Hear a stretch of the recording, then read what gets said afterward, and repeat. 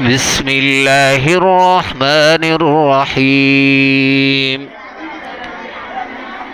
يا أهل الكتاب لا تغلوا في دينكم ولا تقولوا على الله إلا الحق، إنما المسيح عيسى ابن مريم رسول الله وكلمته ألقاها إلى مريم وروح منه، فآمنوا بالله ورسله ولا تقولوا ثلاثة، انتهوا خيرا لكم، إنما الله إله واحد سبحانه أن يكون له ولد، له ما في السماوات وما في الأرض، وكفى بالله وكيلا.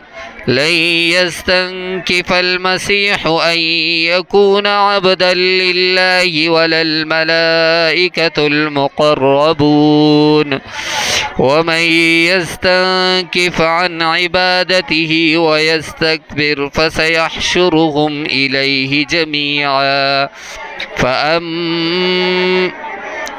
فأما الذين آمنوا وعملوا الصالحات فيوفيهم أجورهم ويزيدهم من فضله، وأما الذين استنكفوا واستكبروا فيعذبهم عذابا أليما ولا يجدون لهم من دون الله وليا ولا نصيرا.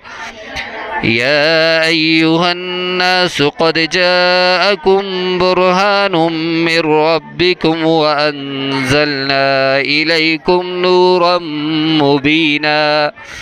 فأما الذين آمنوا بالله واعتصموا به فسيدخلهم في رحمة